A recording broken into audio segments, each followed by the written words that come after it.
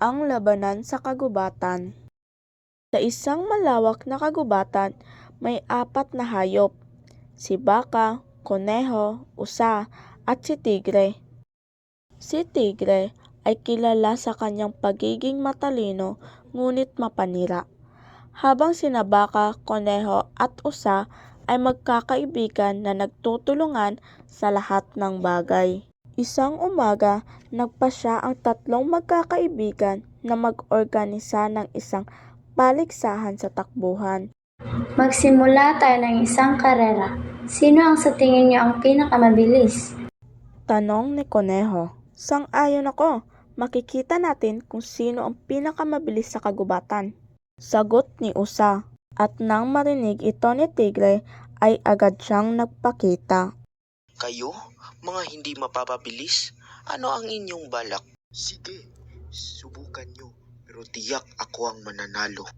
Bakit kami makikipagkarera sa iyo? Hindi namin kailangan ng iyong pang-aasar. Sagot ni Usa. Magkaibigan tayo. Dapat tayong magtulungan. Ngunit hindi nagpatinag si Tigre. Kayo ay walang mga laban. Ako ang pinakamabilis at hindi ko kayo pagbibigyan ng pagkakataon. Sabi niya, sabay talikod at naglakad palayo. Hindi nagtagal, nagtakda sila ng araw para sa karera.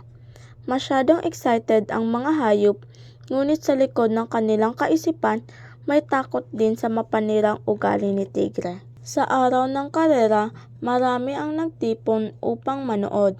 Si baka, koneho at usa ay nagdasal na sanay maging patas ang laban. Ngunit si Tigre sa kanyang pagmamataas na ugali ay may naisip na masama. Mag-ingat kayo, sasabihin ko sa inyo kung gaano ako kabilis. Sabi niya.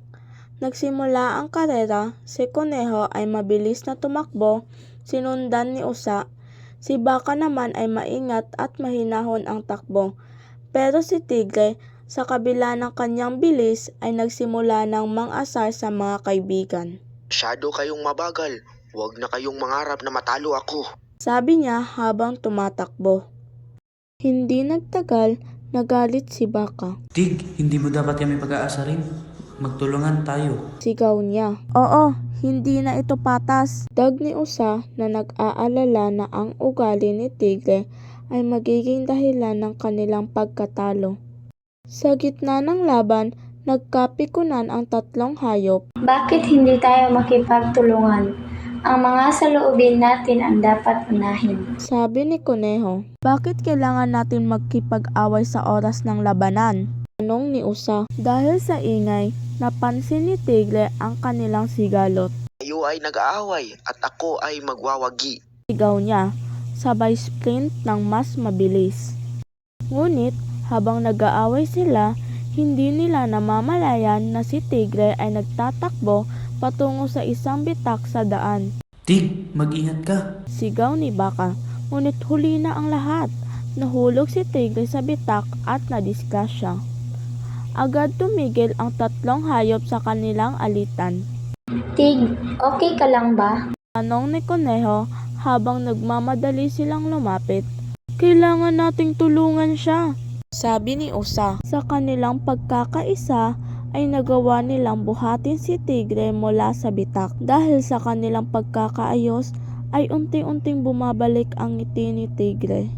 Ako nga po pala si Almeida El Ahalul at isa sa mga nagsasabing ang tunay na lakas ay nagmumula sa pagkakaibigan at pagtutulungan, hindi sa pag-aaway o pagmamataas.